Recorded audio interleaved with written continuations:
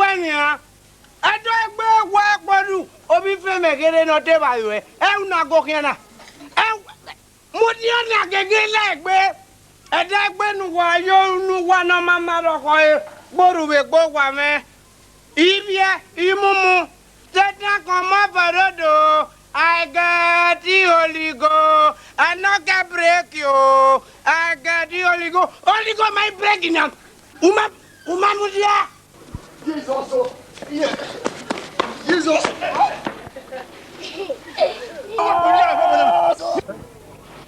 Jesus.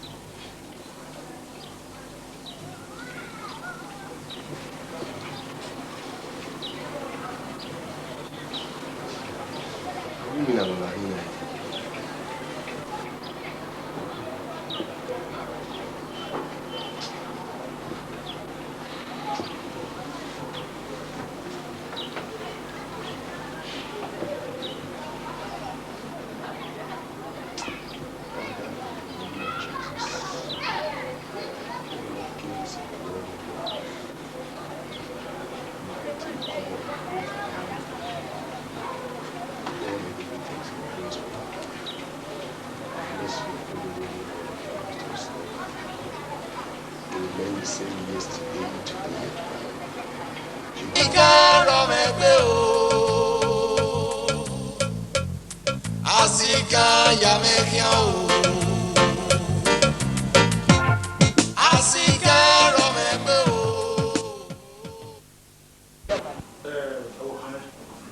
Ọmọ ewu pàtàkì mẹ́wàá àgbàjọ.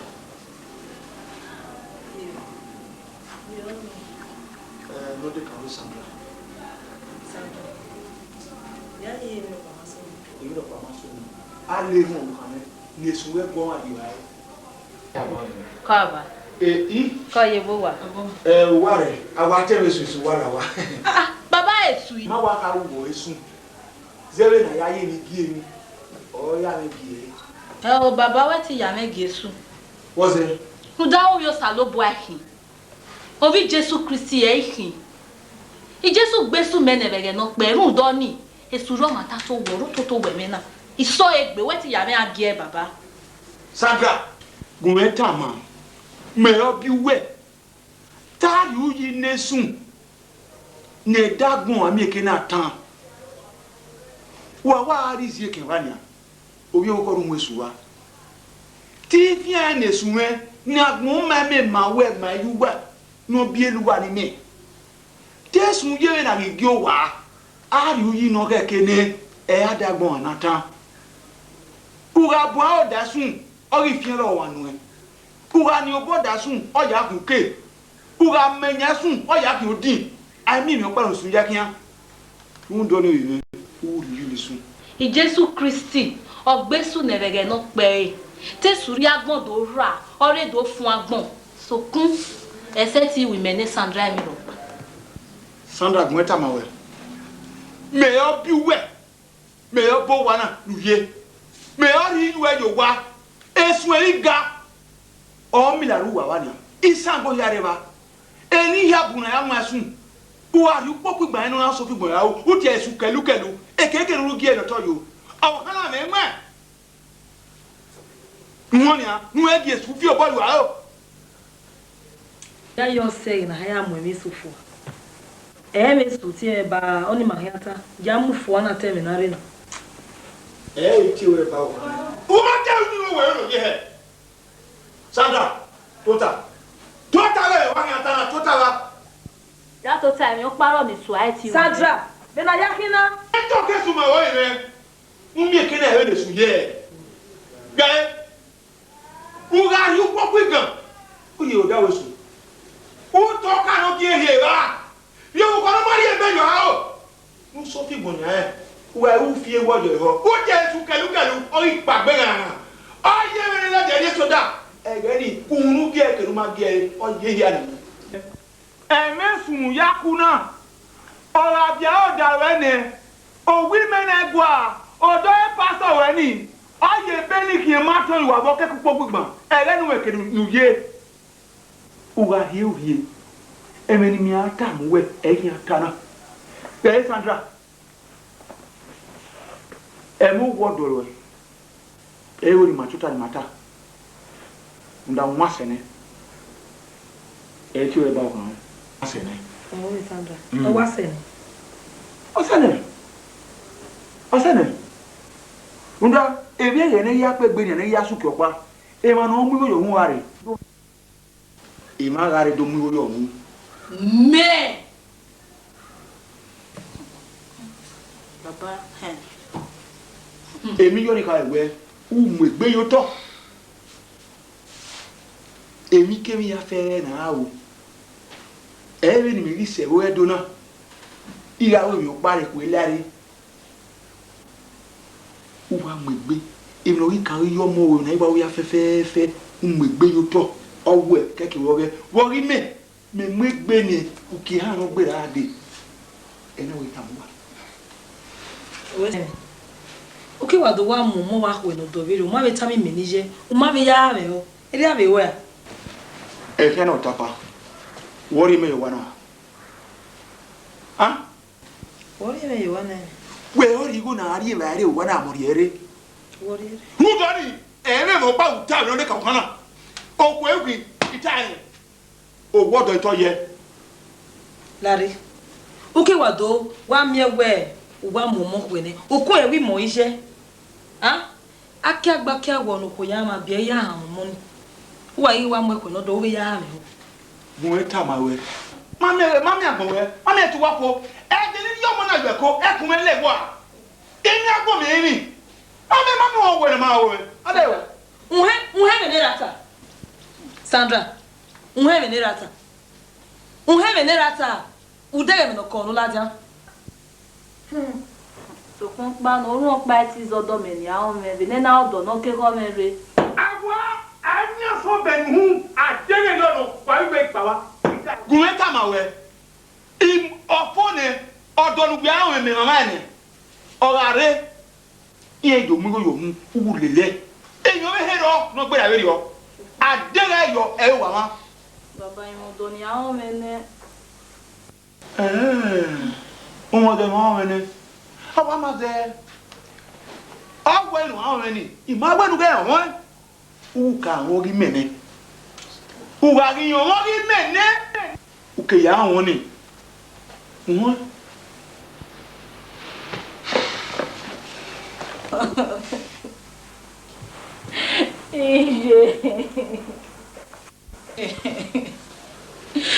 Iyo.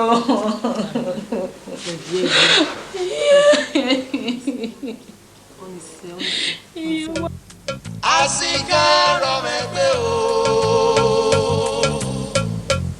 Azigan yamekian o. Azigan romegbe o. Azigan yamekian o.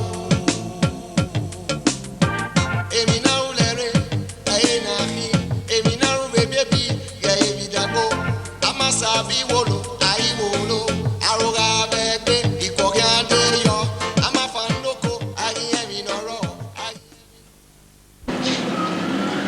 wana mi ewera ono ni oji da kuma e ka me de yi ka gboro na de la e te ke wo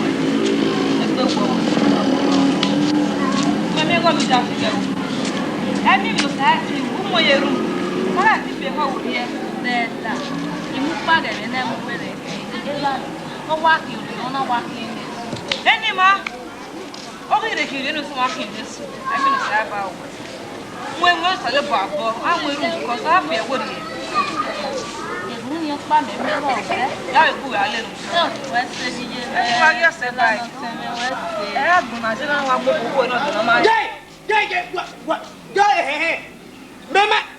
Mema mo ene ni a wa jamula wa mo babo wa te me babo kian me nu wa dade wo ni bago e ma o ma o ya wa kona wi lade we me ni mi we de we ya ji we no mi za mi na ya mi ah when you how well ni me move upe edo plaza benaso Jesus me boy edene na wari go me muele o ime o wa be ya we ya yi we ma me ma we no we me mu na so we me mu na so ina we nu do aku me we iso yo sa omore o ta yo more na we ya ri abo ka bwa ni okori omo ya ku yen mi obo ina we nu do ku me nu do mama me nu ke si ni me so pan you we e pise ni me ma gbon be mi u ge nwanyo ne una wa do me go una do edene na edene na uri mo me iso ke bo paro iso we iso ipa wa boy dare wa do pe boy acha wa ma ja we mi no mama na imu ari o wa be na so ina we yo za mode mami obo goye osamode ri yo ebo kabwa ni ko ni won ya ku nyedo aku me no kesili me so mari so ai e faga la egbe so mari so kwa ige we anyo ipo yen me ne go be ri ye me ona wa do me pise re po wala e pise ta me o me ne e pise ni wa me ma ko atete ni go ye me no we tana e wata no ah even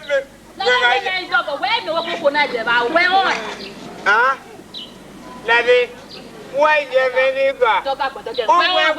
Lady, who were waiting, Maggie Daniel? Mother, I knew about Sandra. I tell you, you're going to see Alice or Daniel. Yeah, you want to be a say that's on our head.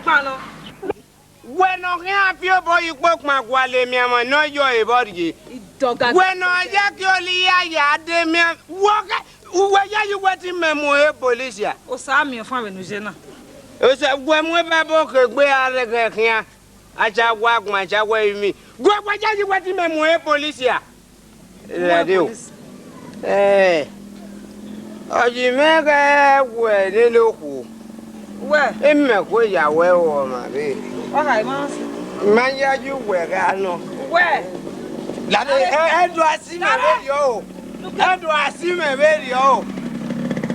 Look at it. I know I'm fine. You don't want to go be so jacky. I know I'm fine. Go so gear. Let it.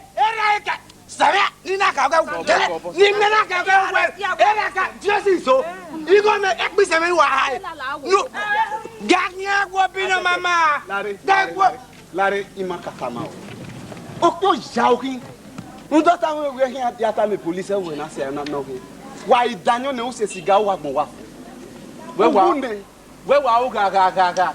That means even we can't sing or in one. You know, most jamais go behind me. You went in. Okay, man. I know wounded why if you're bad. And I wounded. I can't do well for me. Laddie. And I be you are good. You are no good, no work, monkey. Let me you are no get when ya. Get baby, who get where master me. When get up when ya. Where I go in there, and you know, my can walk what do I go in now. Women win again. Women win. I don't know me. Where does it wear me? Mama.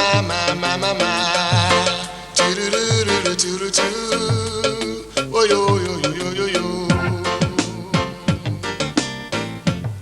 Asika romebe o. Asika yameka o. Asika romebe o. Asika yameka o.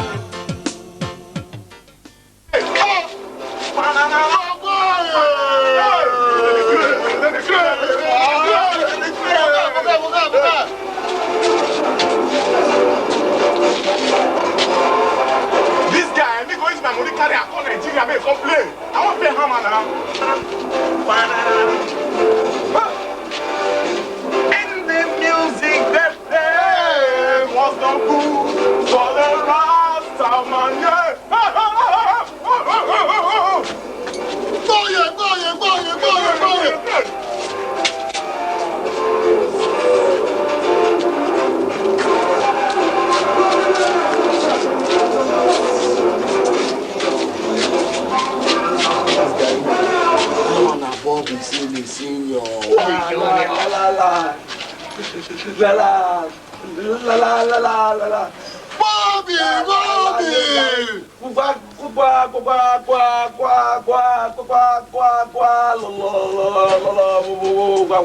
Bobby!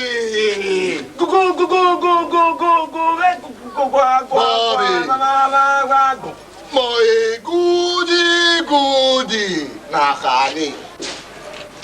Oh, Senora Mudiakena. This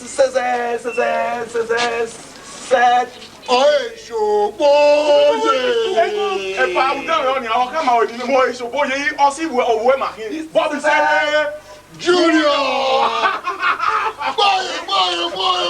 Ìsẹsẹ ti jẹ yìí juju wá. Ìpàyà lóbi. Ìgbà àwọn music ni ma. Wà mẹ́mẹ́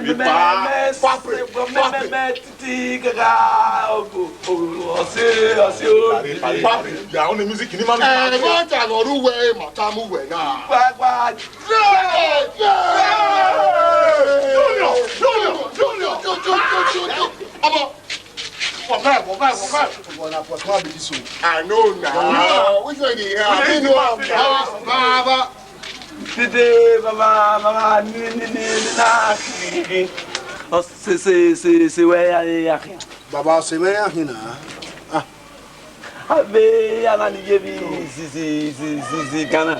Baba, là, on sait, il va mourir quoi, ou pas si la règle va bien arriver à Océan. On sait qu'à Kamari, il y a un bamouillon mouillé, bescou. Ah, go.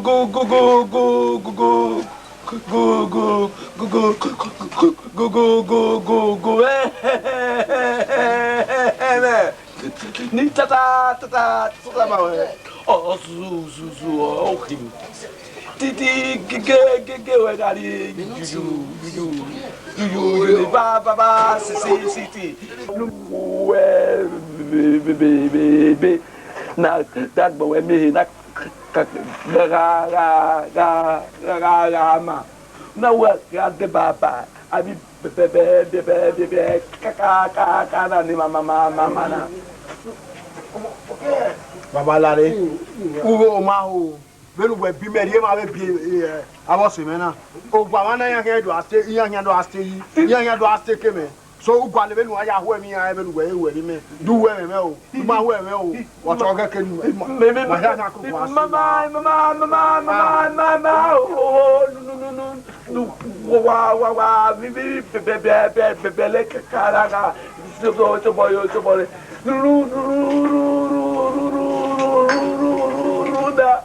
ya me si baba me itama wene so uwo ma o itama ebi no ni atama we itama wena ya ya do ase ke ah na ni se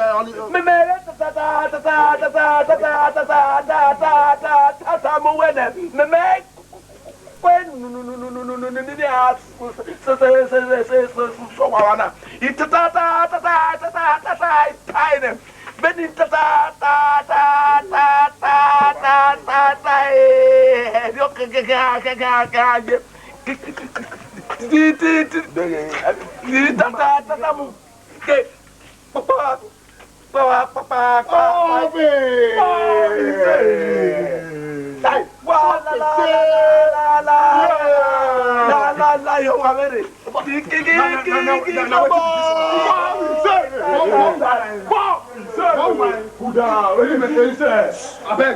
you make it one. I feel completely not to this nothing. You fake one. What did they do? If I come, Junior, when they do say, Junior, I drop my woman. So why they fake that they could move? I'm a sabi wolo, I wolo. Aroga bebe. We go again. What again? Hey, you are under arrest. Hey. Ira mone ka mose ko ye. O bere gu ego na. Ire do mu e. Iyo no wa bi ga. Eh. O be ya ga sonsin. Owe. Ire do mu e. You are under arrest. Ana we. Yes.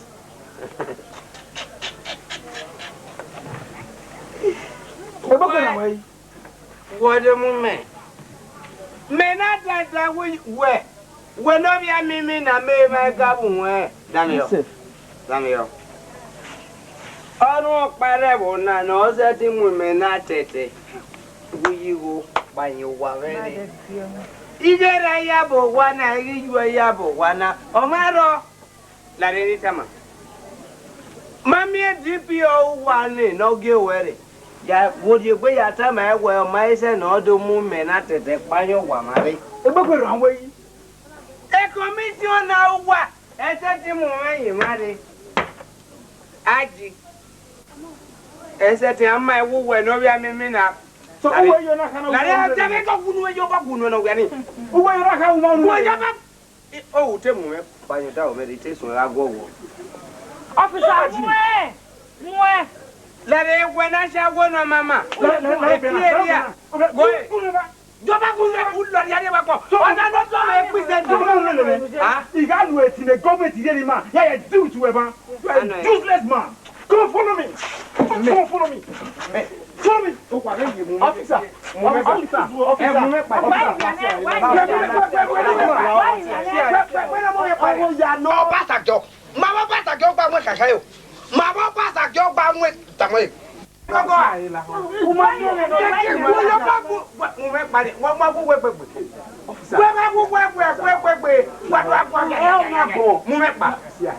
Stella,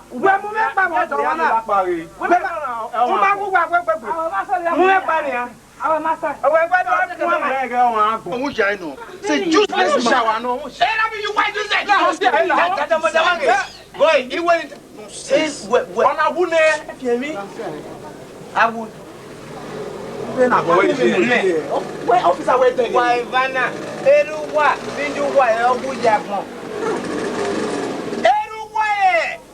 Ọmọ náà kú nọ̀gù àgbọ̀n yẹn yìn tó wà mẹ́wọ́n náà wàá dùn adùn ẹ̀kẹ́ ewu ebu náà láti ewu ìta máa wẹ̀ ní ẹ̀mẹ̀kùn náà inú okun wẹ̀mẹ̀ va ẹ̀ ha láti ìyìn àmẹ́ni ni okun bá okun.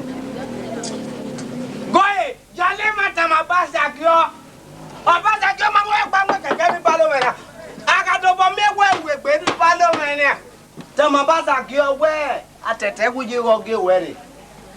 Meno atete wigo. Bena na mbe we o pasa ki o to boy.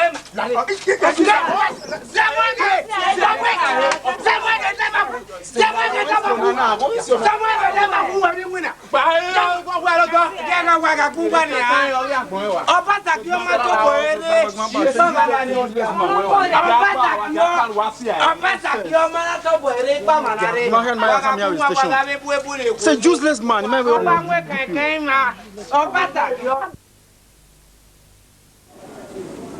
You know what?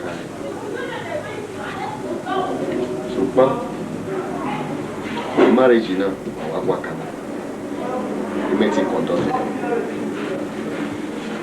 You make it conduct that way. Already do not all, not your native law and custom. For my way,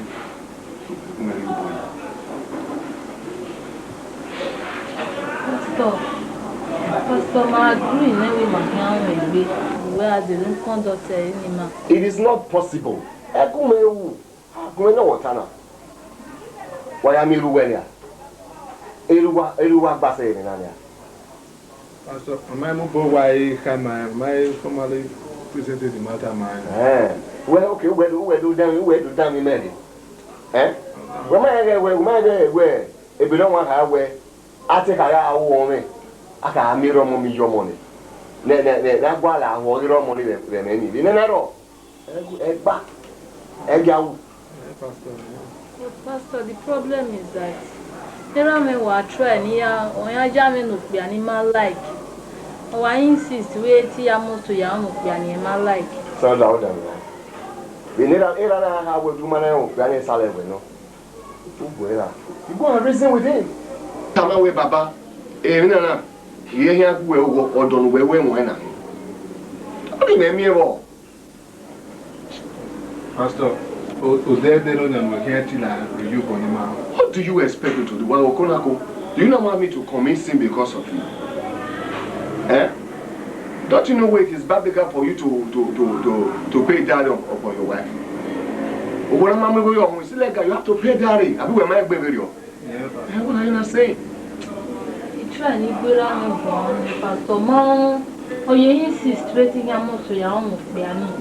you would pray. You commit the matter into the hands of God. God will test the patience away. It's wanting to know how patient you are. I mean, God might be testing your patience with that. Okay, go understand. Listen to me. Even Yayi working. I go already knew one man as Ibi Yayi. That Christian character must be displayed. You do not give me the reason to believe where maybe you're okay between the two of you. Yayi will manage when you look your help. Ah, Pastor. Nothing like that. Pastor, I will remain where in our way, somewhere quick, in Usapa. We have going down with Pastor. Then why? Don't just try it at all. Because I'm not that kind of a man. Only going from cinema. Why I come with this, you will not ask me to bless. The Bible will lay hands on nobody suddenly. Be not a particle of another man's sin. I cannot try that nonsense. You understand time with that? So, leave what me say. I'm a different pastor. You should know that. Pastor, what do we do now? What do we do? First and foremost, we look on the road. A matana, we commit you go salobwa. Now, we go salobwa ladi. Then look boke on the road. We are used to we are game mera with baba bani yame. Ena. Then who's in me? No gear we go salobwa ladi. Mana kwe who's in me? We to salobwa who no give it one meeting Benin. Say be yo. But me miss a boy. Maybe now we when I know papa yama we salabelo. The patient what are you while you are still young. Man I want to ben e wala mano. Or they do when I papa we agege almost as soon. That should not be your reason for getting to marriage. You must be wise. You don't allow anybody to cajole you into marriage. Or they never allow. No, that way. Nobody will tell you that you are way. Well, I'm not. That one is by the wayside. It's not to scare you into whatever you want to do. But then, why you way?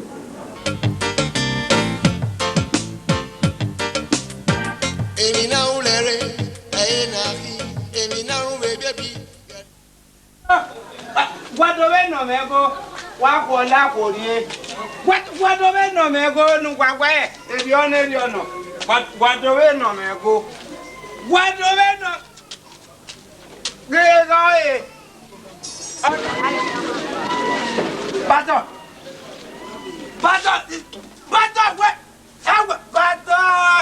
Ah, Tete, we you. Oh, c'est vrai. I do was in the bon. We are here now. Yeah,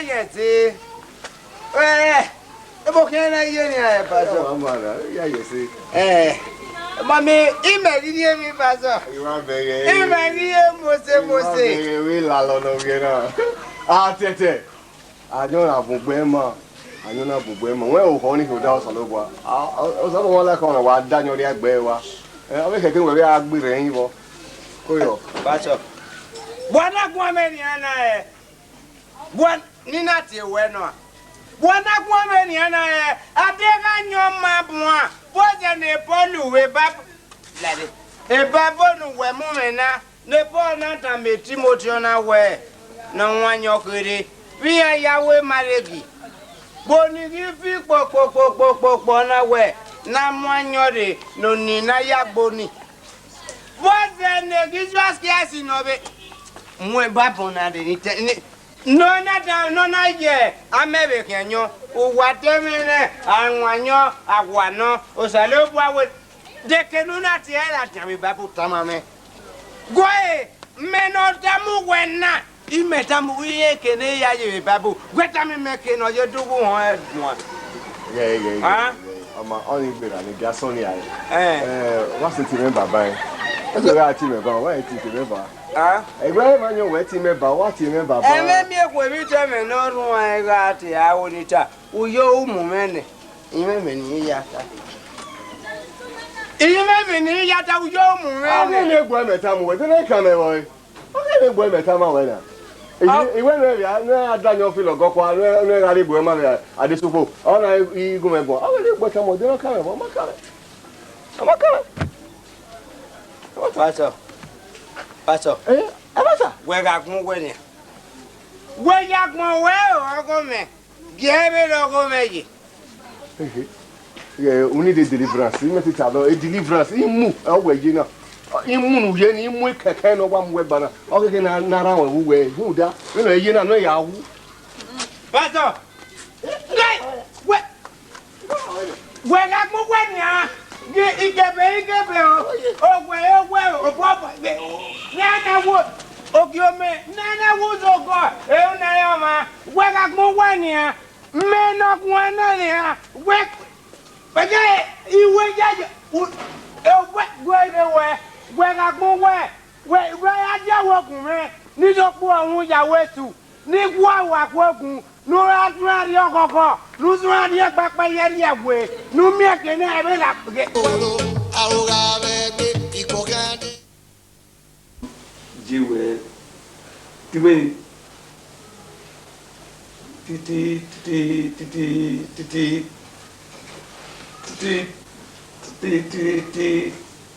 gwe ni tata ma wen ga fi bebe le ku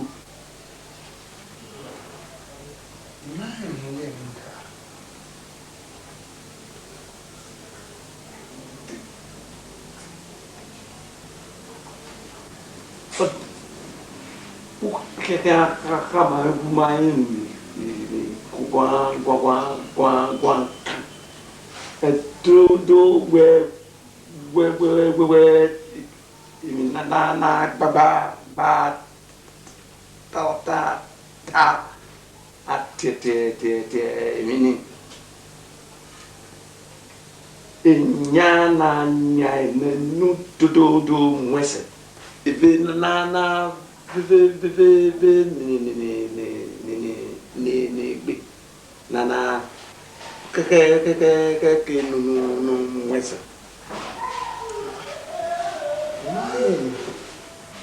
Nani we gwaka.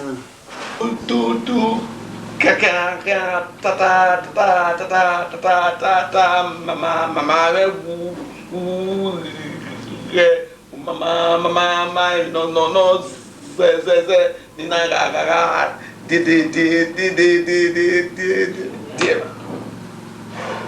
So mi okay. Ti ma yo se ni. Eni wa o igbe we ni se kan wa do ya di wo bo he. Keki be we ni wa ya do gbo han nu e wa o han na. Keki ni wa di wo bo. Ni mama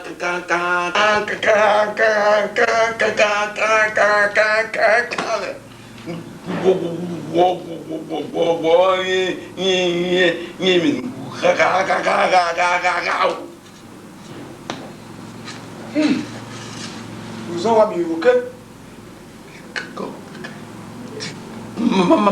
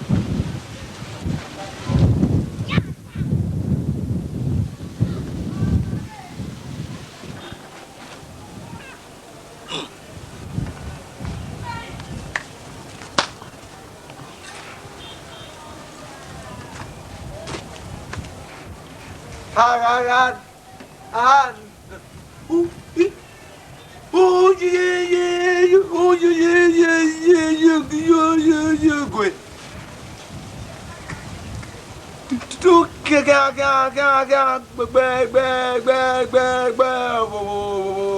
kana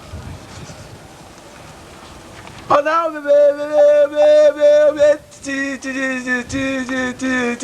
chief tu kana gbe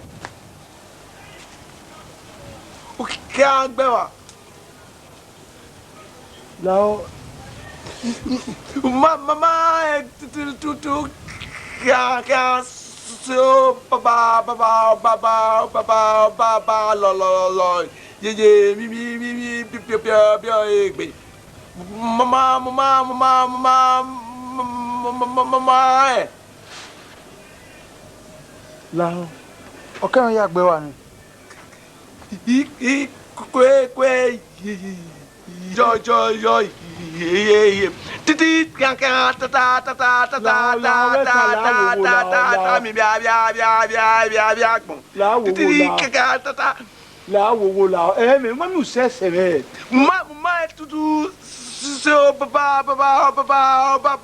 lo ye mi pio ma ye gbe la ho usenu la ho sẹ́nu náà máa gbé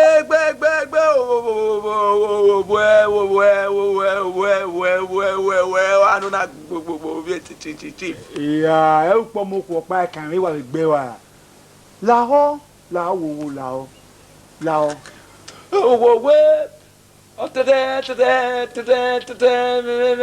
nana inú náà dòdò wẹ̀mí nana títí. Lao, ebi ke ruwe ni rawe lao. O ga ya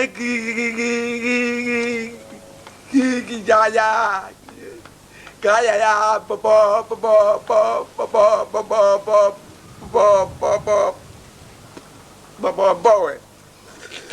Titi ga vire nu ke me titi ga ri efenu iya koyo lao ike yeri azigo o ya me gbe iga se ti yeri azigo iga emi we ni rawe lao ga cha ya si diga se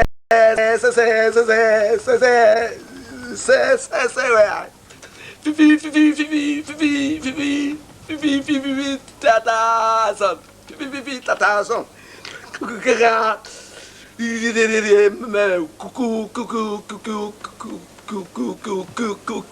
mama kwe yo iwa fa ne bo titi ta ma wene 50,000 50,000 yari enu we be leru no ya yari azigo no nwu na me yari 50,000 no okuki lao bo bi se le o pa ma we kin han e o se ma we kin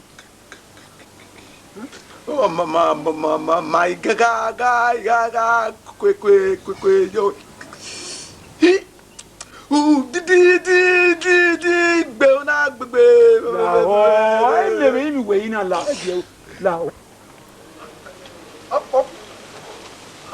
papa ni kia ta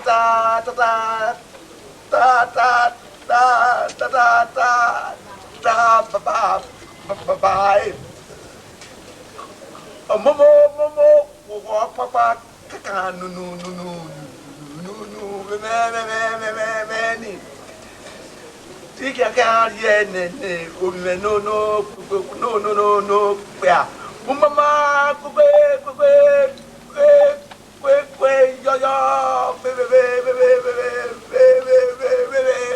yo ike ga papa no ko mu ko ni o pa kan re ni ala mama kwe ni yo mo ko pa ni tik ta mi bia gbon ma kwe ke wa ya ta lao ira ko yo La ikuyo. Ukwe yo.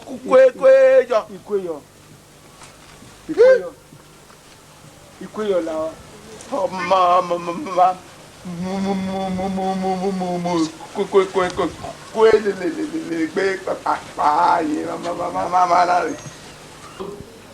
Todo nya nu nya se vive na tata tai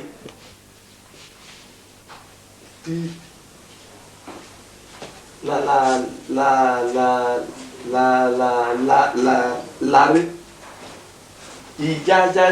ja jigege tu kaka bibi leku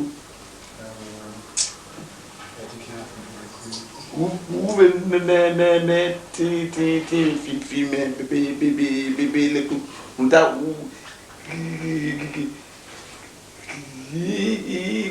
wa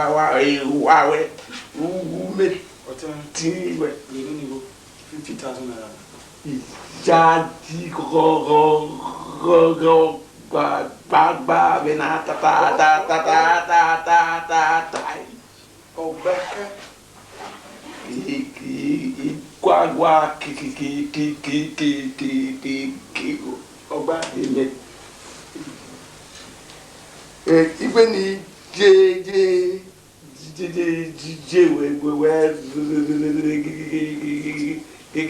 gagari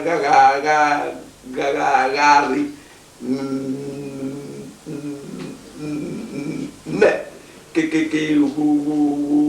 oni malu titi yuri vi man Wa me imudi ake me kwira yo kwa nkege ni hadi. ga ka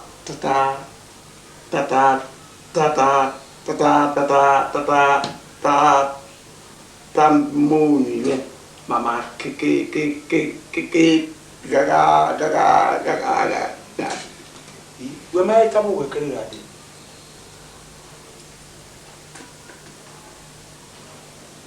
he would not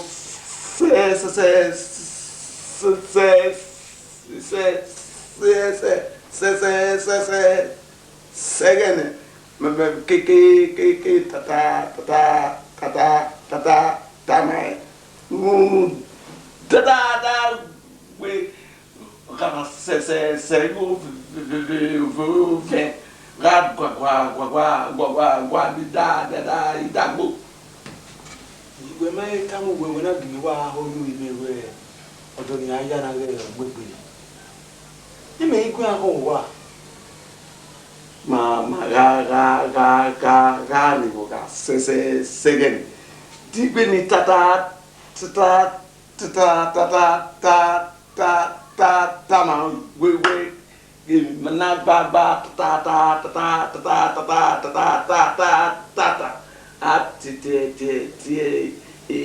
mini ni ka ji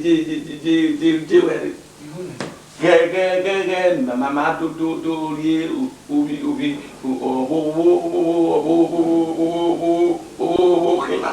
o se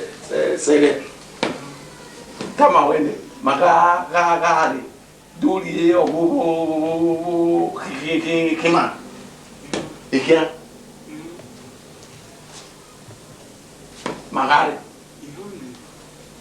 kena bia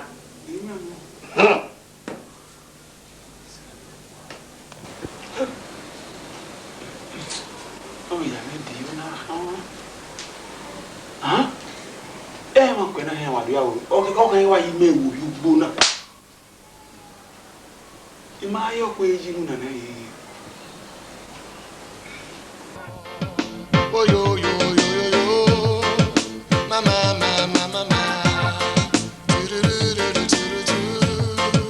Oh yo yo yo yo. Donc quoi, on coco ben. Ije wende kere no wa biere ko owu regen ese no wa biere ma. So otemi magba ivie va e me ki gbe pa do gwa lo do. be high by Gana. Nicky Guana, in my union. But it's difficult. For one logo. You cannot leave the village without address. Mind, you manage, you don't even have address. Who handle it's difficult. Okunoria Kukuni. I take my address, the year and of what. I thought I got I'm doing it only number for America now. Okay, you got okay. Why? What's the need to more money no matter no cocoa? Why now? Sandra, if you begin, no come away. Or where the woman war, the enemy here cooking my fat. Or the army where or we more power, no, when we could go now me far. When I work cook or don't know, and I cooking me. We did a Okba woman, I not general. I see me. We think a take cooking man. No, my wife is young. Sandra. Pardon me. Sandra! Anna, that's the only one. oh, I don't know. I don't know. What's it? What have you? Ah, that's good. Because you're going to help. And do that. You might pull over. Ah, come on. No.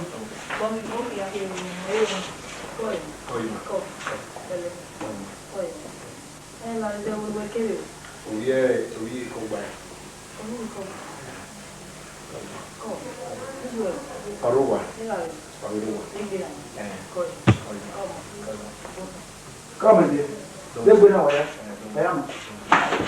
I want you to Thomas. Hey, get it out. Let him, Thomas. Let him. Who take me out? One, Thomas. Take me out. Why? If I do, boy. If I do, Thomas. Who are just for the other? Get what was it? He was where you are.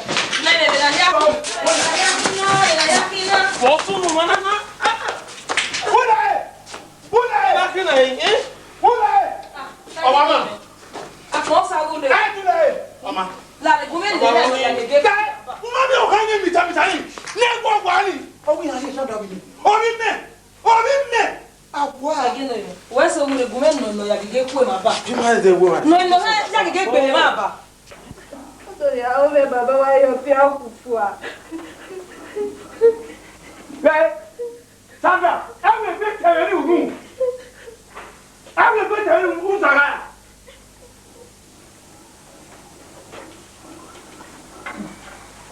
Pourquoi?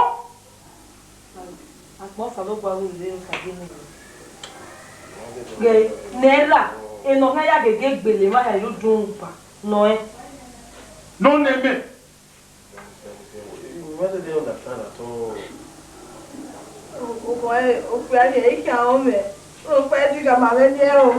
Agua, Sandra! I'm not so bad.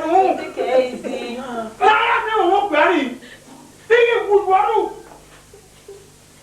I'm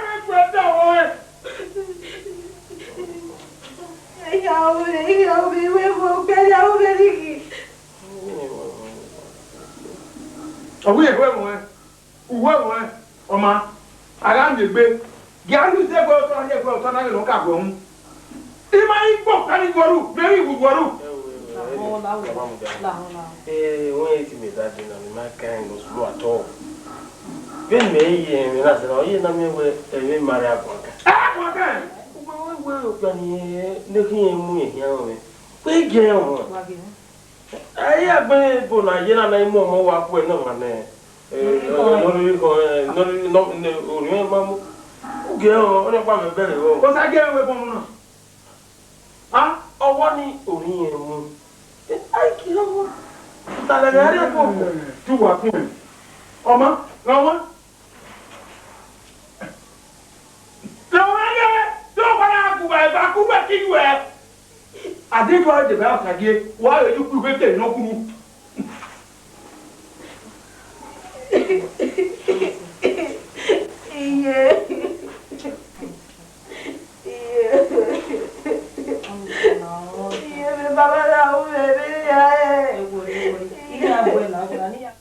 ugwa ki me ko e ugwa ki me ko e ugwe ki me o ma na teach wo that ugwe ki me o ma na teach wo we lu ko ni me ya bi ba so degwe that you could know what I video and the quick and maybe not animal.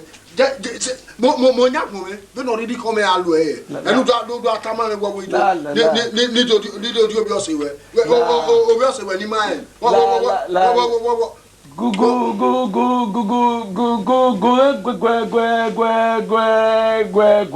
tite when ni bu all day say oh miss ne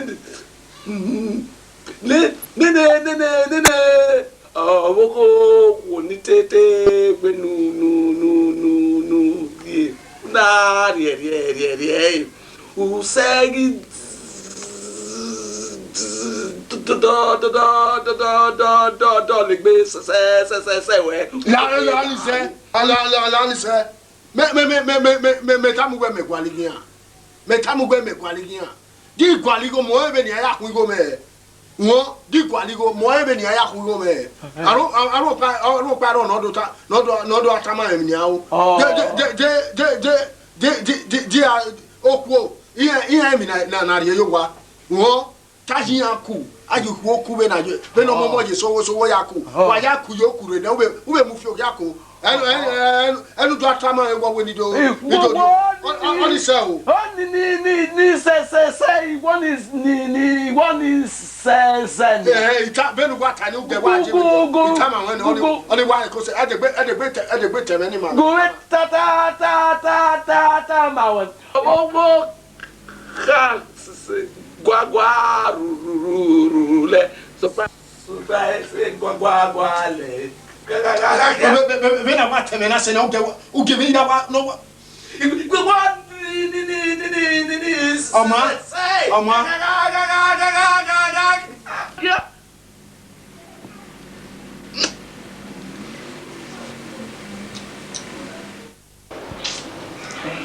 My day real good. You think you're a real book?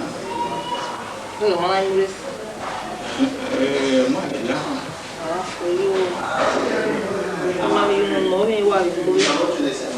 Hey, one year.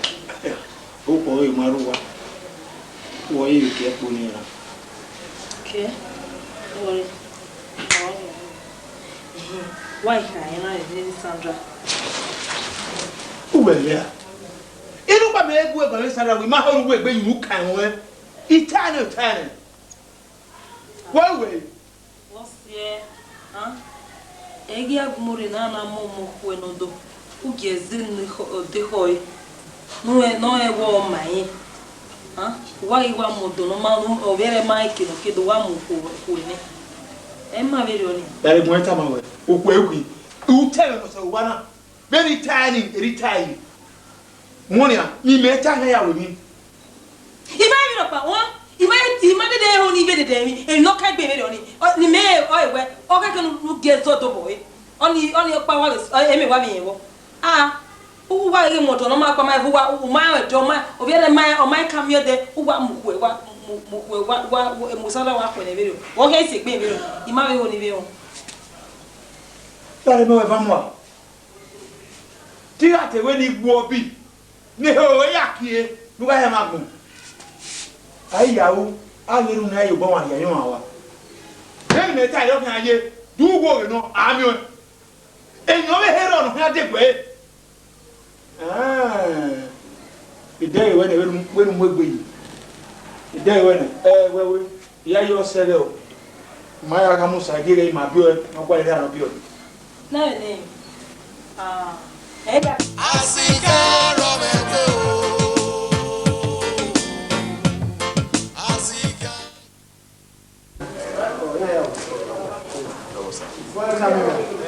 Tu veux mieux ça? Mais oui.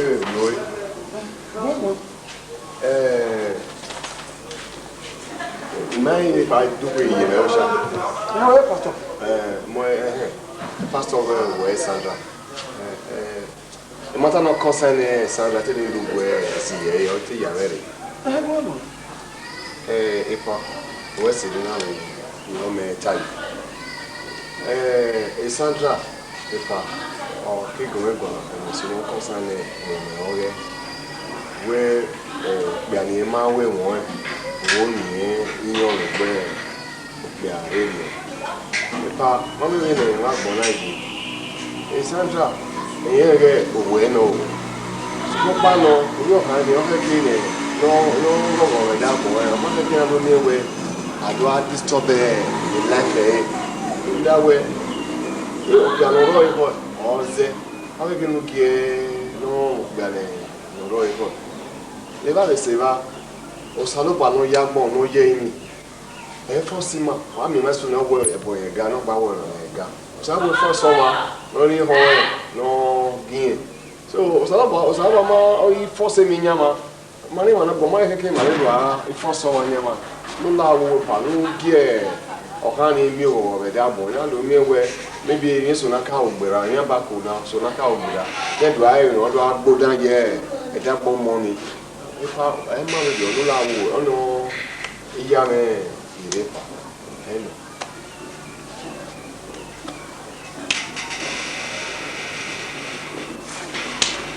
oh, you must.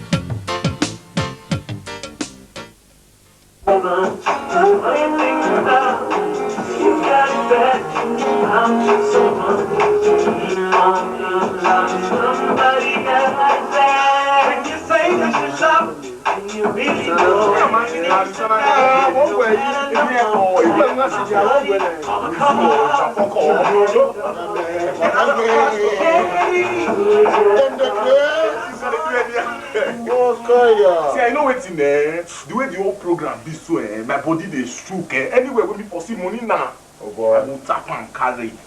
I don't understand where my gun. Boy. Anywhere when we see money now, they carry around. Boy, why not soon? Body true. Why not soon? A man need me kaba. Eh? See the man lo de ego ni je pisa. Na me see the guy na mu go di jimo to na im e tire say ajo wa me. Atia blele to wa me anya fun wa me. But talking about ita fi amo. Eni na wa watana. Eni na wa watana. Yiki wala me. Be police. What blue eh? What I police, a policeman. Police are free. Police free. Also the police are free. You me ame. Boye. Abia police Shogboye. Abeg. I get muchi we do this somewhere. This spirit when last time yes. One on one hold the police from the police. In a I don't understand. What no soon hey come. What the story for you guy na halele on my goody no mama nata. Tenuta no problem sha. Yeah. Any sha. Goody so go we to west. Yeah, tell me bullet bani ania. We boy bullet hero. Officer ni me answer your man. E mo bi ona no bi ona wa. Okay, we na mi me. We no you ask anybody. No ya mi na. O ma ta ma e. Ko do ma kama we bo hun e. E do aye nchi we ni do ya pokun e ma me. Emi ni me ya mu go na ya asa you gba do an me da you mo e. Abeg. Junior. You don't know what understand now. Why they work me mu yo pa. Be yo pa ni oni ku wa He called me Talman way. In Dagasmo. A lucky way. What the cook? What we are Junior. Don't you over. So, boy, where we may bad law. Wabera wabi you welo ya ka o sa. Wa bo le gbe o. Gbèsè. Get up. What the hell is here?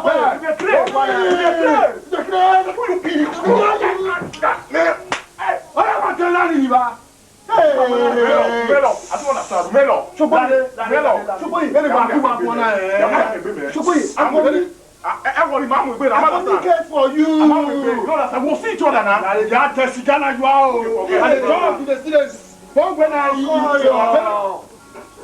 Ya lu akele na no ba wa o. Wo ni wa ko wa se. O cha mo wa na no problem. I say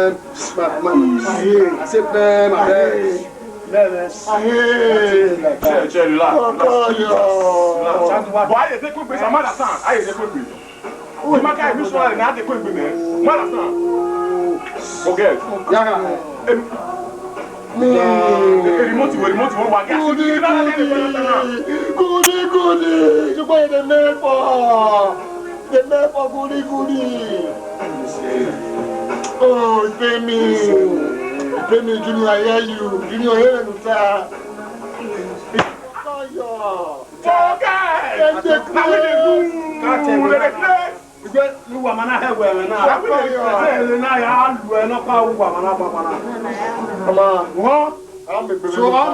I'm a fan man.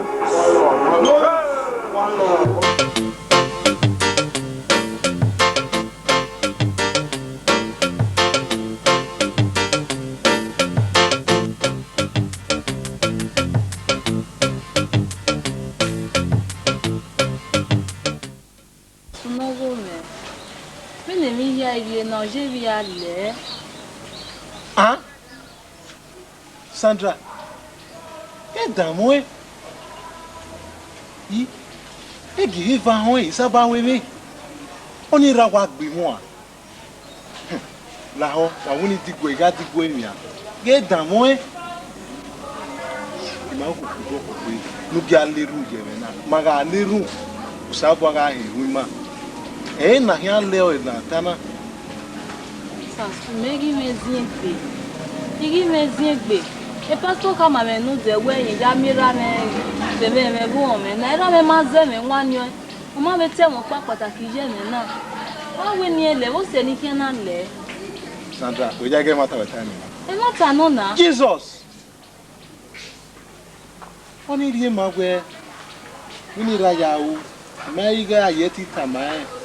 Yo ri gbaje me ni ne. Mo aja ohun pia ni e no rin e ko ni o. Usasu wi aje me weta na aka. Ni ya ka iwe. Na me we ra ka bo ri gba yo wi ri o. Ayi we no ta. Sasu. Benu we iba ya gbon na ri ma wu mai we me me. E wo Sandra, eti ma we me we. Ya bo we me we. Emi na guta ri o we. Ujiri we ji me no kwa origwe. Otoni magba ife va ni do gwa lo we do imagine mi o. Ah do mi we era ni bi no ya we ne do ya le igbe mu a. O ya meta. Ona do aji ri o. Iji no kwa wa wu. Yo pa ike. O se na ta ri eti ma we me we. Sasu ana le ru ma na pe ko ku gbe me na mi ro pa sunu da we. Mi ro pa be wu ju e. Saba na Nigeria. Neru me ka bai ma ku ku gbe ma neru yo ene usaba ma hiru ma Ya neru saba ni ma yo Azigan romete o Azigan ya me o Azigan romete o Azigan ya me o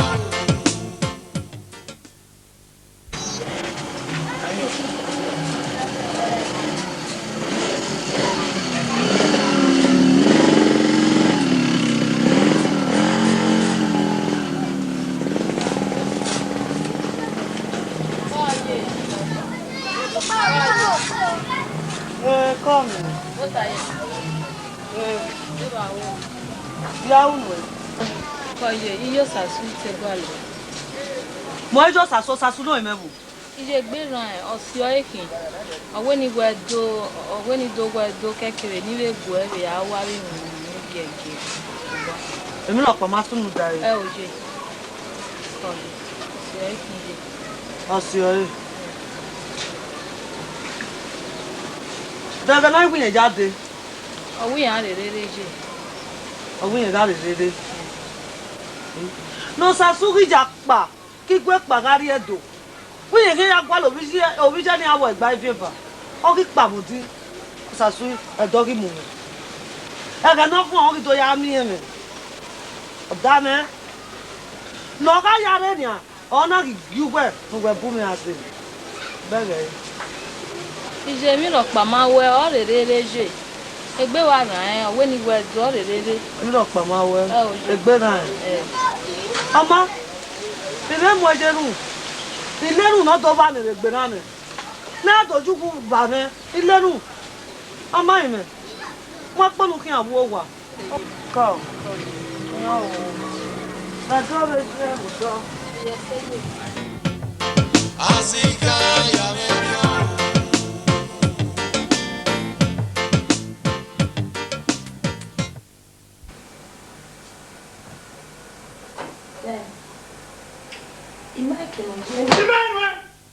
Eri kama we uya do ere gbe kori ele yi. Mo wa ya ri omo ni gwe ma gwe gbo a. Ge u ma ri omo ni gwe we na. Wa ye mi ko we ba. Iwo ya ri ere gwe. Mo wa ye mi ko we. E ti gwe gbo de. Ima ke no je mo ri ele mo to sa lo boy time ma me ma ri ele. Mo wa tu de be wa. Baba ja ko teme na. Ah! Alright, you bastard! You bastard! Baba, me bastard! You bastard! Baba, okay, so yeah, you bastard! I say you bastard! You come here, you bastard! me bastard! No, you come here, bastard! You bastard! I said, who are you going to Look, listen, and listen good. Get back! Today, I will deal with both of you drastically, and you will never forget me. Sergeant, you are bastard and you are bastard, and you remain bastard forever. Baba! Yes! You are bastard! Baba! Oh, Jesus. And I'm winning now. Yeah. Ah, it's Sandra. Oh, my God. I mean, Sandra, what's that? Mama, me na me bastard, baba. Oh, when you gba le la me. I want na yo gbete. La we o bata. What about that? Ye. O ma bi no se, me mo se. Eni o pero le la ja onu e, o ha mo le ri o se. Mo me te ga mi eni ja mo ti me. Ah. Ge la wo yi. Ma bi o ne la o. O ma ko. Ah, o ma ko mo ni se.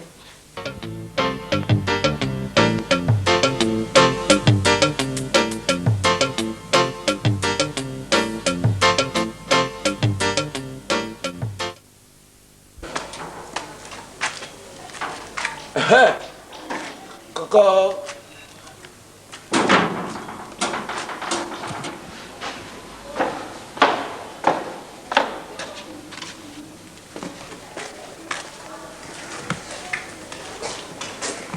Aha. Koyo. Ko. Ojo wo mi se wa de na. Koko. Na ga de do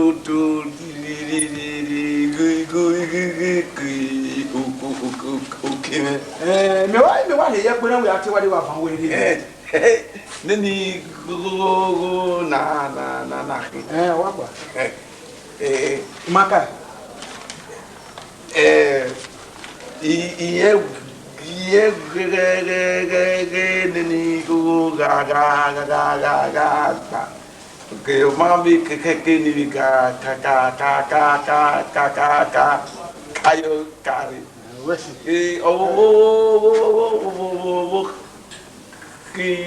Ki mau. Kan vive. Ero wa. What you mean now? Ero wa.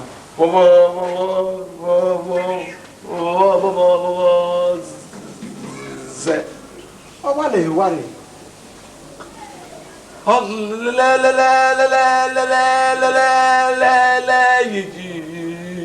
Yo wa Nene mega beti yo onana lele fa boba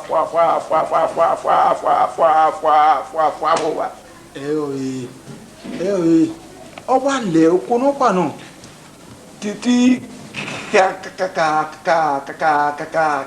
bobo ta mawe pe dede no de tika mawo yega gba dodo ye ipede ne si ko to gbe ni o keme ya gwale ya he gwale ya ri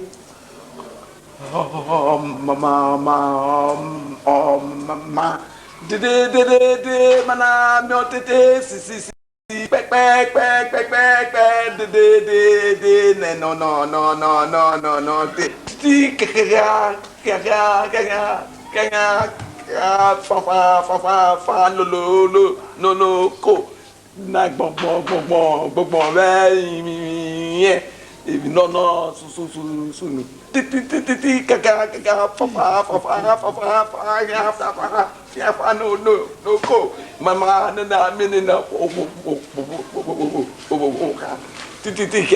ma lare o si me why when you here why when you here ni mama kaka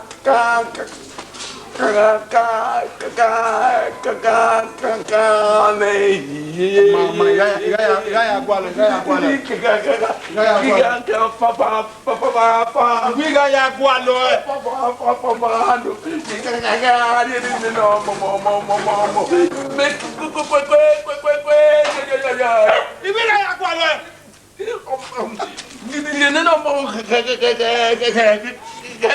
Mama, me no money. Tiki ta,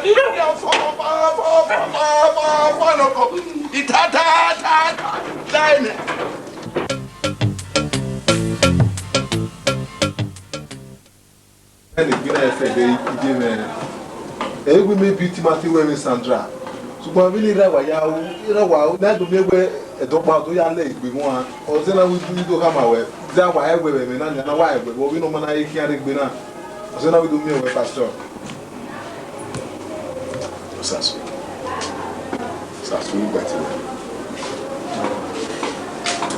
Where is it?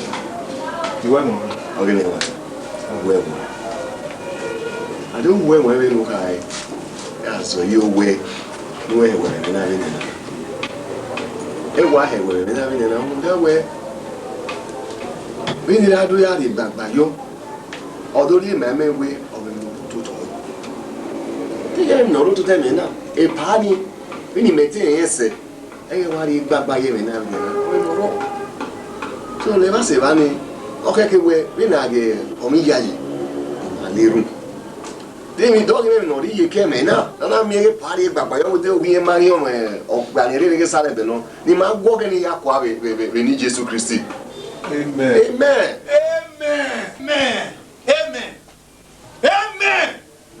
Amen, Pastor. You go on what? No, wow. Oh, my God. Why, Basuma Buma? Have you made it? Look, we are not going to marry you. On a pastor, here, Basuma Buma. You will arrest your friend under arrest.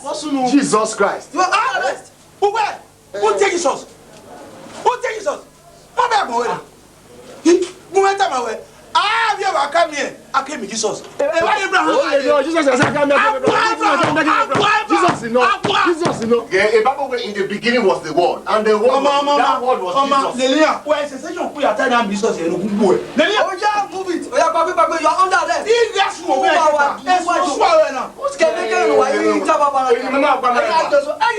don't talk. Lelia, oh yeah, move. Yeah, get up. Listen, get up. Lelia, get up. Lelia. Me, I said, baby, you just move. Don't call this woman. Look at you.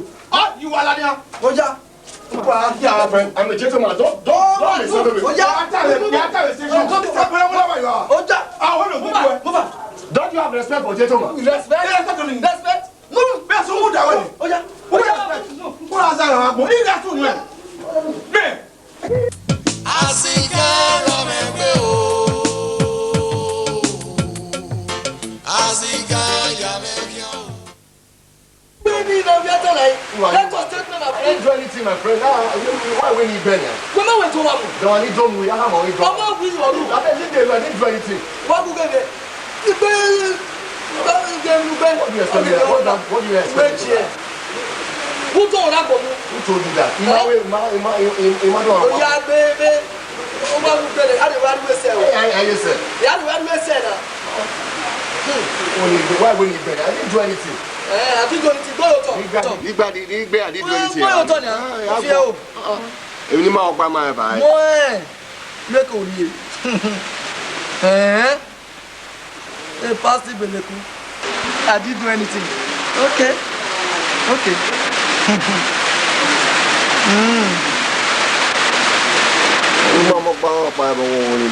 Boy, I didn't do anything. Boy, you talk.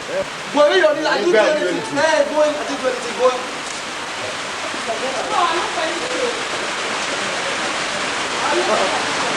Yes, what can I do for you? What's for you? Rudy Yana. You want to go on?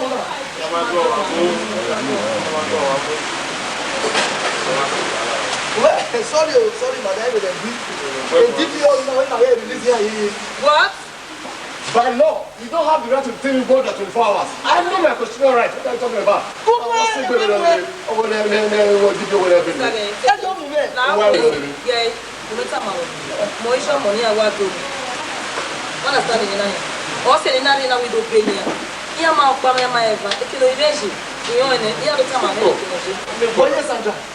Are you sure? Of course I'm sure.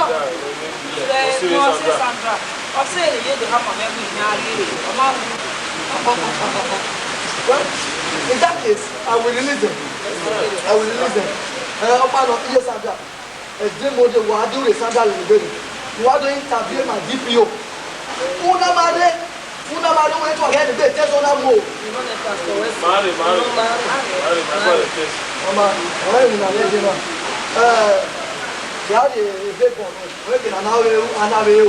The government here is all that I will go to the mama to start to yeah, the one moving there.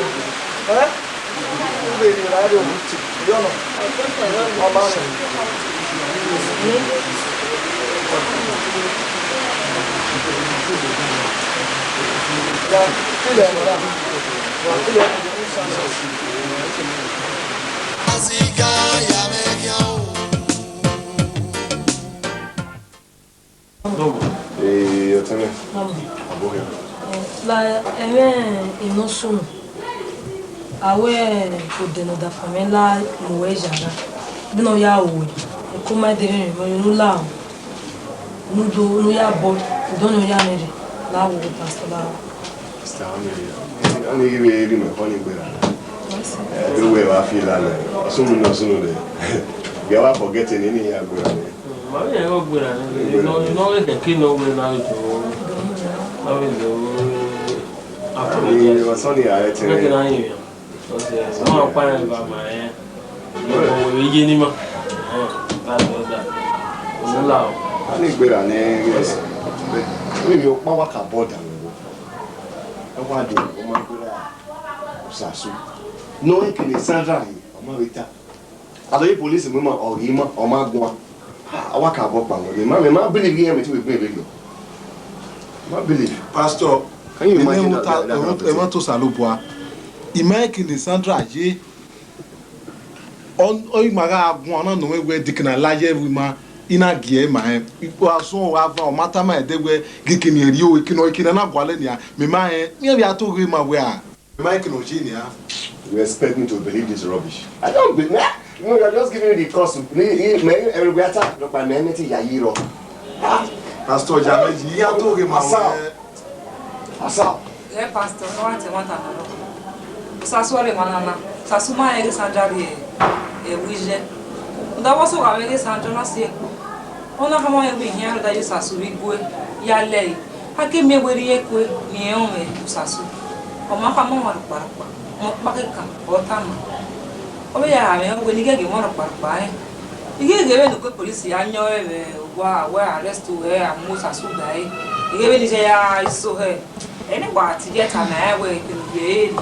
Sasu mai. Jesus Christ. Sanjani ene body. Ba for we ni amon pa mai. O mo ha mo pa. O mo pa ka. O mata ma mi. Ni na ya na wakana ehi abuwe. Egbe ya ni me oba. Na wo na we na gba na osasu la wo mo gbenu gi ma hian. Na wa pe na wa hian ni. Na wa hian. Egbe ya yo me. Ha? Abi ji le gbe ya so la. Ge bi ni ji aya go. Awu pe ma se mo so mo ba. Iye. E de ti ane. Mother area. We cannot go to the village now. Well, cool down. Them Where you go? Them one now. Me na me honi me no to to.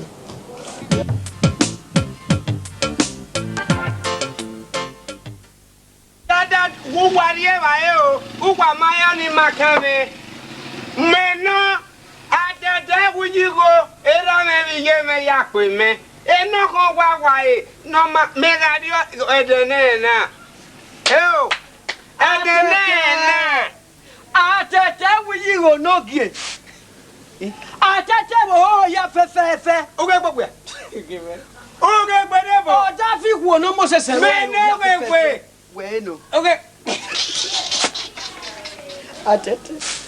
Oge we. Boy, me no.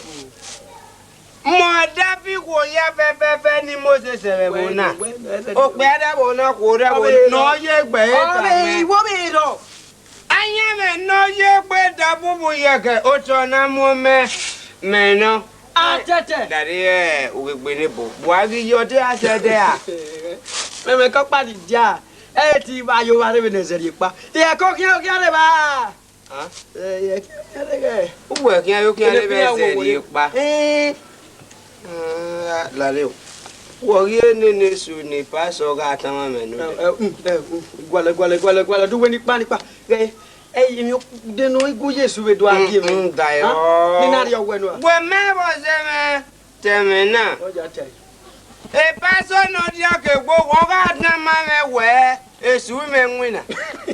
Agwesu wa ikoto okpa ga di ukun okun pa ga di oto. Ogwale ma no ga muria. Nu we na we pa e we. Me wo wo ri. Ama biore paso ni. Uwe mi chama we na. Emi nere babo hi me yarita. Yin ifian gbe. Nga fian gbe. Iya to bi agwa gbe ni mi. O ga yata. Eze yo e. E mata we gele be. We eze yo e. Nene paso ni gwan kan na. Oka ga bo wa sike me sese mesi. E paso ni kana ni a. Adam mo yo gbole gan. E paso we kana. Paso we ye gan. Boy guari gan paso we. Onu mo we ana ogbo. E paso we ye gan ya. E o. So kwa me o we bu. O ku na mu ku no do ne. E paso na ya mu ku enu ye. E so si no ma mi o. Agwa. Nene paso wo na game mame. Nu get agwa e. Iwe to keke na agwa e na gbe paso be dio. Game mame atete. Daddy, denu we ba le gbe yi. Era bi paso ayi yo bi no ku na mu ku ene we. Eri ana tore. Ase kwa we anyoga ye. Aga danyoga. Eri ata mame o. Ude yi ya mi ya. We tete. Wa danyoga. Nene paso ga na mame. Lare. Oni bo we di adanyo imune suno. At. Edejo. Boniga afi re wo ye Jesu ga ye. Jesu obi sa gba ka. O ma ya me ki ude gboto. Era ya se ni na we ala yo. Era ya se ni na we adoda yi we kaka yo. Dade uwe gbede bo. Mami kugba keke yata. Imu enoriyo me. E kankan ya won. E sa gbe no. Agbono ga ibi no imu eni. Ise ka ifiya. Nene paso ni ogo na mu kwede ona mu kwede. Nene paso do gbole gan. Me ya ka me police. We ukie ha gbalaka nere begovin. E ki afi be. E paso no ka boya da me bo. Wa riyan de moto. E mu puni yiro. Wa riyan. E so ba eri adanyo ngune sudo. E wa la esosi. Wa tie bo ni azele ni. Owe. Malaka zere koto pore que se me le couze. Elle doit s'attirer à ma Malaka loko. Eletu. Nene paso orogo waro kole na be wana. O wa o ki kaka boss keme. Wa yo pa lo de ba. Ni megi aya la sosi. Iwe ni moto gogo mo. Ale ya wa na so asefua. Ni ya la sosi. Iwe ni na ye wa na so asefua. O de ni to aseni ri. Why go to? O de ni to as de ne o. Me. Nyo we ni ma ni yunu e kanta. O de ni to me ni ri. O e no we. O de ya yi ni. O ni la la yo. What I say no de ga. La de si Ghana o gbede bo aga ogo wa. We jo ni a. Eri le we wa. We o de ya yi ni. E ba yo e bo. E ti go e si bo. O di ya yi. Anyo e amu bo. O di ya yi. Iwu aga e amu bo. O di ya yi. No so egbe no na kin. We awa mi we. Nene paso ni gwa kan no e wun no de. Ori la da yi o de ya yi ne. Igo ni ya ri eyo pon ni. Etwega. Eyan ya de o ya de awa ime owo bu we akin ade mo tu ne. Iye ri o ri ruadua. We wa mi we. Uga la de ya yi ni. Emi ya ifi wori e. Igo yan do ami e. Ibi ki ko ni Moses ebe church uga gwa lo ugu mu ya bi eso pon pa no we udege o Atata wi jigo mena la ije gbe ya de ba we ni mena ko de ko ara kena ma wa mo sa si gbo meka bon we ka mi a o we wa sa we de na una yi we de na wa ile mi won we de udo ami a o mo pa ye ko ni wo ge ma mo so si gbo dale la re o ara mi mo gbo we jori o fa megi ye la re o we gbe nebo we meka bon we me no atete wuyi o me no sunu wariana me no sunu wariana arianu sin keno ria sunu me ya udade wa adobo mi we udage ile we ani okore mu ya pa o fa be gbe ohun e wa ala ohun eju we o idobo ohun ma ya le ni ria sunu na ma ya mu eso si gbo ija eso si ni ma mu gbo ere ni do akun ni ope ni na woro o fa wọ́n pè ní hin akun ẹni gie be dio we a gie be dio yo yi me we tu we dai na we mama e to ne gidi i mama ne i me ga ko we wọ́n ni a ti gbe me oda ze kin ku ya de total se we be total oda ze e pastor ikin na ege ni do we koma no di bagbo e na do we e gwa le bishop Agana do ati me bishop atete ebujigo dinu erene bishop ka bishop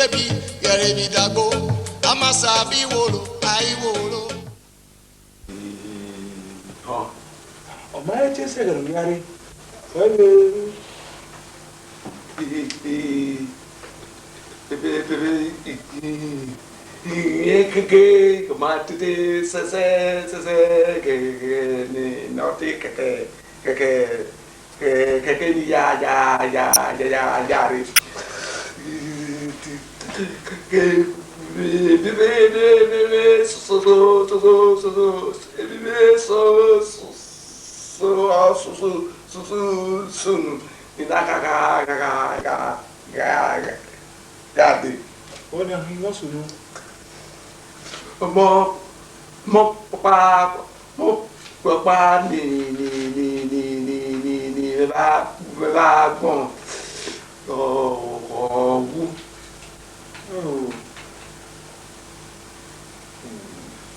oh bem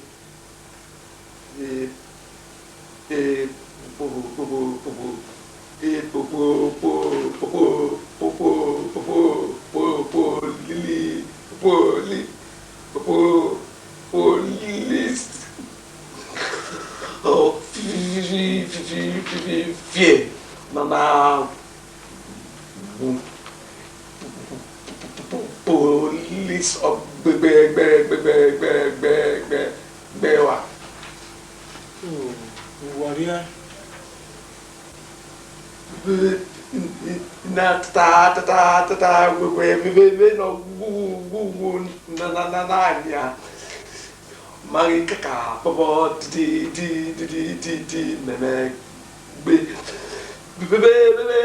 no sa no popo agwene ni bi ga e yo ga yi na mi we gu ne ya o ke ni ye no me na ga bebe le ne que muda cabo yo caga anima odo yari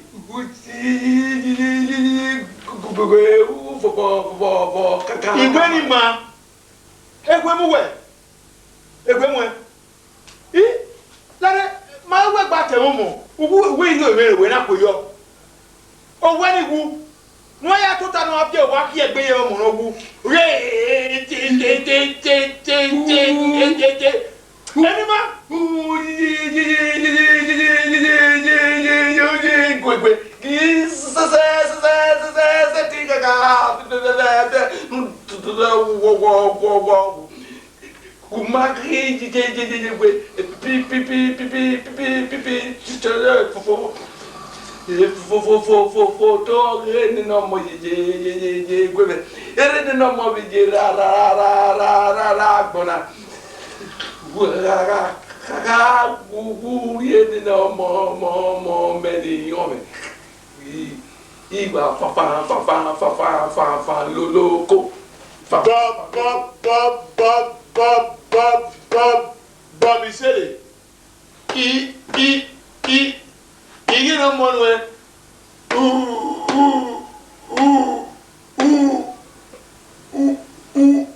Zaki Maroko.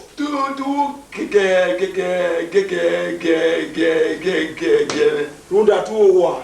Titi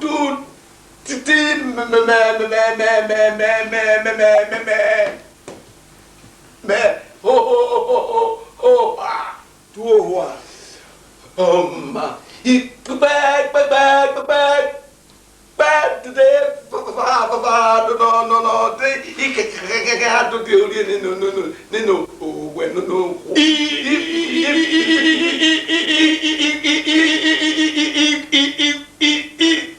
He better valode.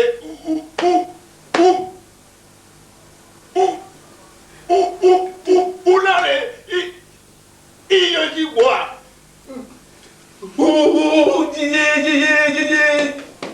Ye tudo que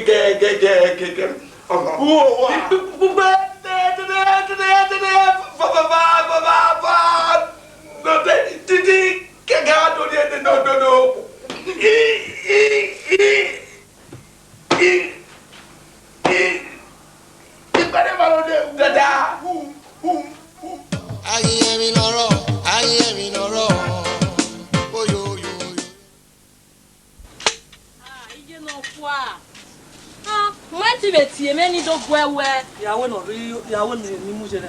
Da to takọ nínú ga so aye ni so e. Tia. Kọ̀yìn. Yàtọ̀ ta kọ̀yìn mọ́. Ẹ jẹ̀ gí o. Wà á rẹ̀ àmì lọ sá mẹ́fà ẹ̀. Káàmù.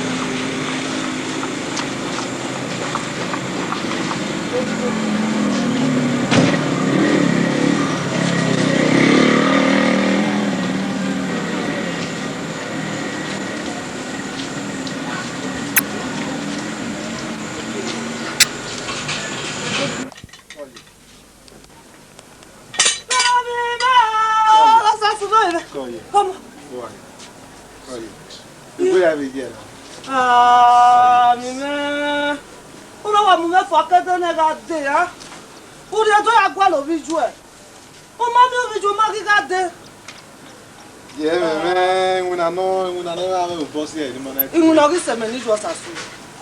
Mo bẹ̀rẹ̀ ní àwọn ìmẹ́ kúrú mú àwọn ìjọ mọ̀ bọ́. Màmá yọ ọ̀bọ yé, màá tọ́ ní wàá zẹ́pẹ̀, màá tọ́ ní wàá zẹ́pẹ̀, mo náà wà náà. Abọ́nà hìn, pé gí ó màmú ìyẹn. Ìyá gíyan máa wẹ̀, ege ọ̀pá gbọ́ lọ́wọ́ èrè èdìyàn. Ọmọ ẹsẹ̀ yá gíyan máa wẹ̀. Wọ́n ti fi ọ̀wọ̀ kí ẹ̀rù. Ẹ̀mú gí ẹ̀rẹ̀, ọ̀gbọ́ lọ́wọ́ èrè à. Ọmọ kú bí ọpá ṣe mà náà wò tí pẹ́ délé náà gbéra. Ọ̀gbẹ́ ọ̀sẹ̀ wẹ̀yìn mú ẹ̀sánjọ́ àti yẹn. Wúwọ̀ gí ẹ̀bù mẹ́ra dé ní ẹ̀dógún mi àwọn ènìyàn ní tó bẹ̀rẹ̀ kọ́. Ìjáde mi lọ̀pọ̀ máa sún mi. Nípa máa sún mi, wá sún mi. Ọ̀nà ìpásítọ̀, Gbàmújà ọ̀nà ìpásítọ̀. Ebi jẹ́ mi náà wá. Ọ̀nà ìjẹ́ Lisandra. Nọ̀rùgún mọ́tò ni ọ́ ní ọ̀sàgé, ṣé Sandra mọ́tò. Wọ́n fi sún mi lọ. Ye we mana ya fe ni wasu no yina no ama mi okpa ni Sandra se ti eta ma we ma we ye digwe bi dia ama mi okpa no se ti ta ma we ra osi okpa ni Stella oni ma ti ni mari ye renia ona wa ma ya fe wa fi problem Dori owo e ma da mata mi wi bi o be te ta ma wo o wa se pe mi lori we rie kia jinye ne no autonoma ni no ma je ye kia mu ye ko no do o wa so no wa pa be bi without telling anybody o mo fa kon a be lejo ni a lejo ni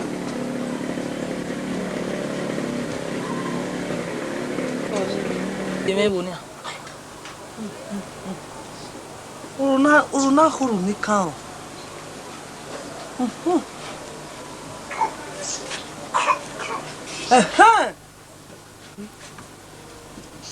Oh, wo no bio ma no bio me bebe ni.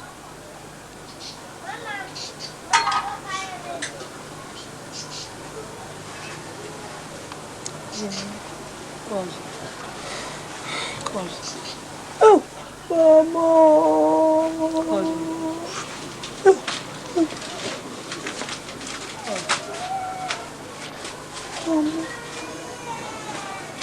Okay, Bea. Mava kai go wana kam be. Pastor. Yon. O khano khwa. Wano. Aga wena le lutame nye pastor no go men. Ta ko kirin sedu. Ukbi son wa age ni omodo. O pa na mu yo na mu ye. Ni abie. Ona mu ajo hospital. Ke na awin na ke na o ko yo mo. Ona mu. Ogi mure na na mi we. Pastor wa ka bo jere. Jesus Christ.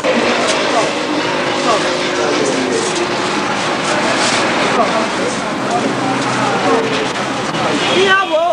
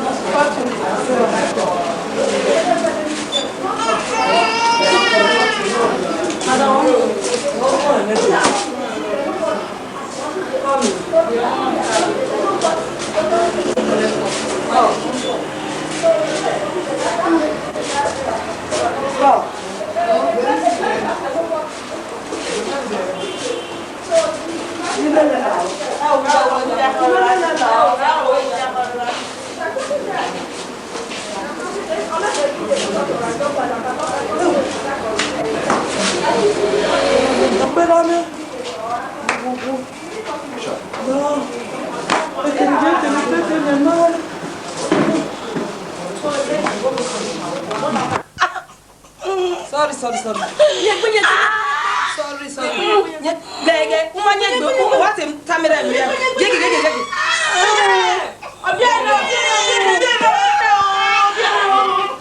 Yo ye kokpa. Gbe. Oya. Sorry. Sorry.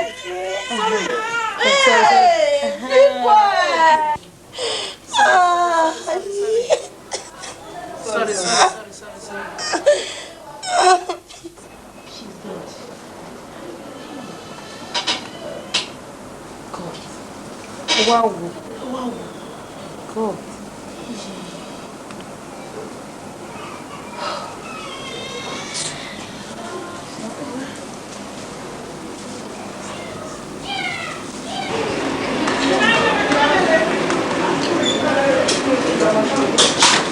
Yo. Ogi.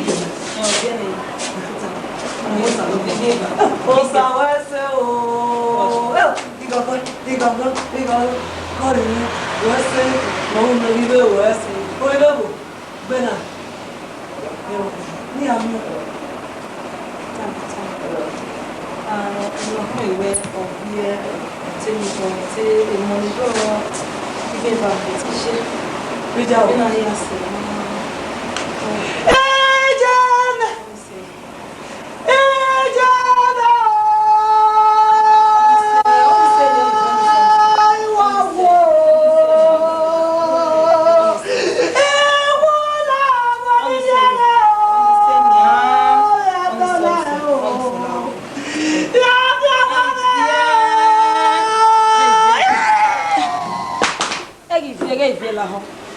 Now,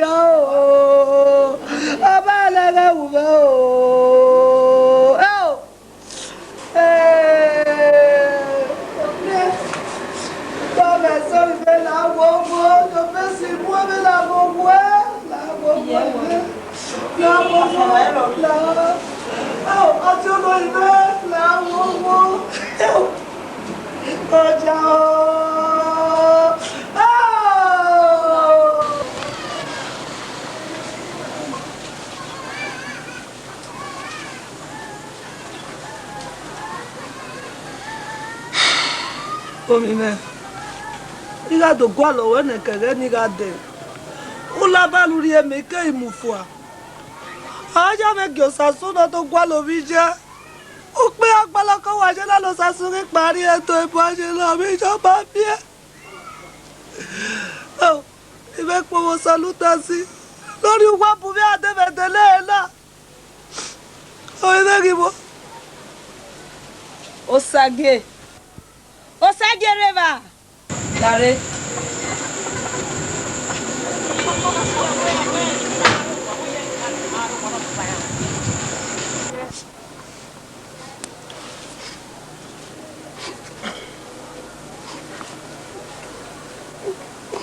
Dime. Èmi bí ọ̀nà. Posso mandar até uma maquete? Tike. No sede no keke. Ni aya tama wewe ma bi o. Ele baba te vai passar. Even não tô na mão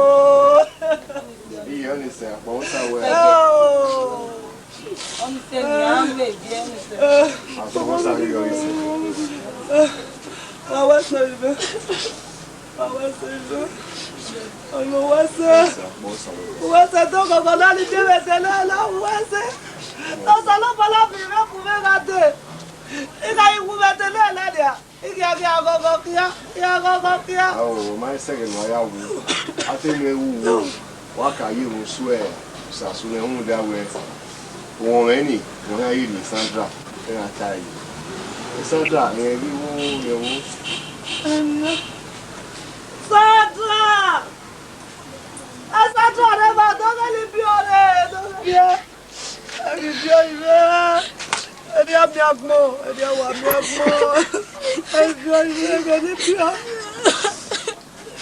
Sandra,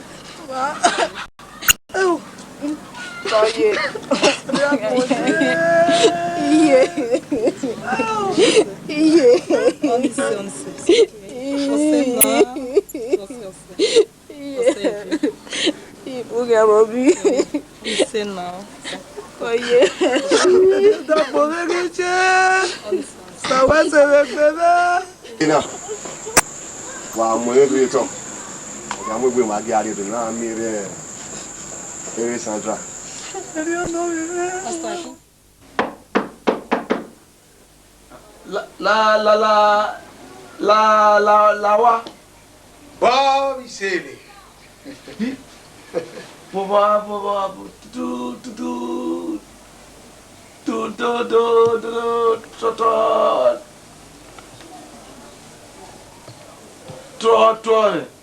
You don't do a very good way.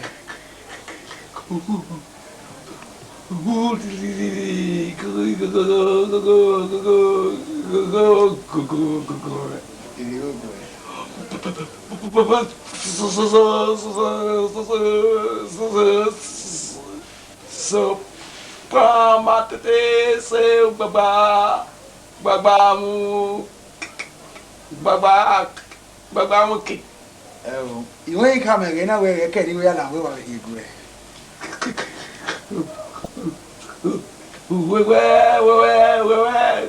Where's Bobby Silly?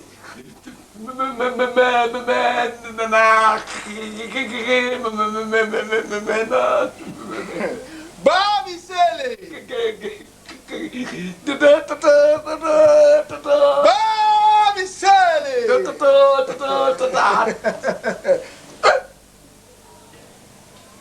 This is your better way we are going to end this dirty game. It's a dirty game. You ya me be. Every day you come to me for 50,000 naira. Uwani ma yesue. Uwe so kwe uwe. I agree. Yes. It's a better deal. Oh, where will you keep quiet or I blow your head for you? You think I will just blow your head for you. Now I am for you. And my good friend, Bobby Silly, can you say your last prayer? La la la la la la la. Or a baby like me.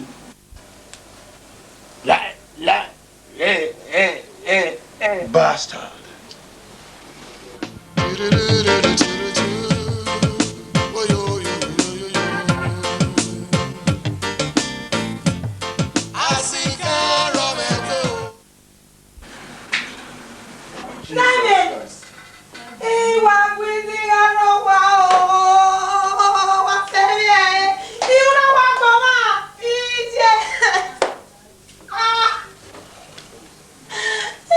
Papa.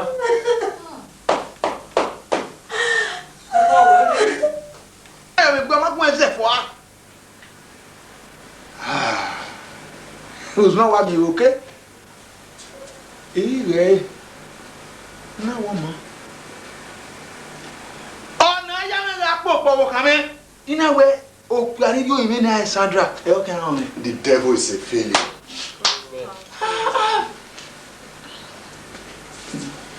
Oh, this is a no. Imagine carry you. In your back of your over me, or any better. Ain't not getting in Jesus Christ, better. Bobby. Mr. Man, you are under arrest.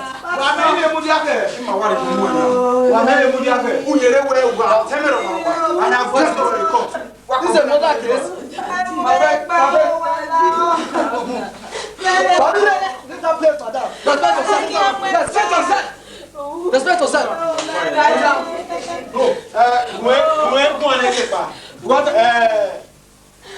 Yes, Sandra. Oh, what?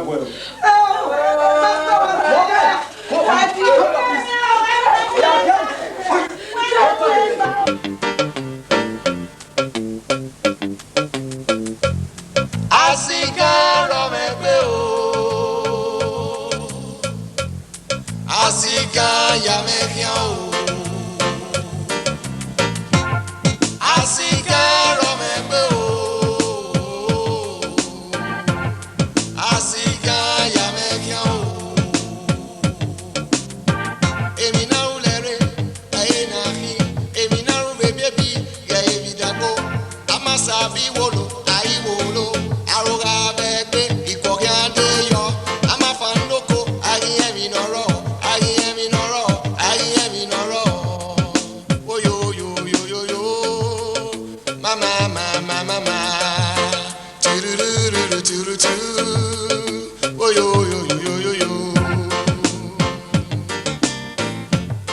Azigan romegbe o, Azigan yamekian o, Azigan romegbe o, Azigan yamekian o. Emi na ulere, aye na hi, emi na rube baby, yere mi dago, amasabi wolo, aye wolo. Aroga bebe, ikoke ade yo.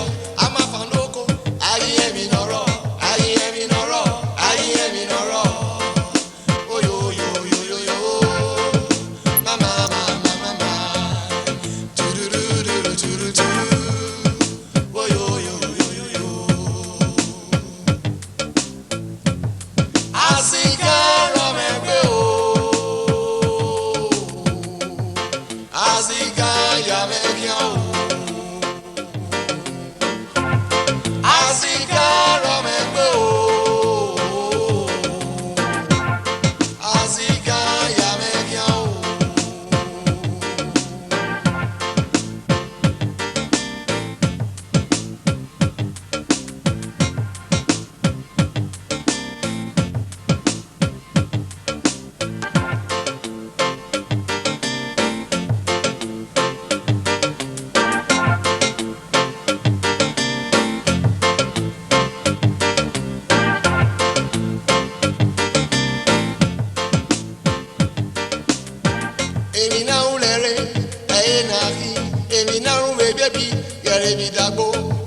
Sabi wolo, ai wolo.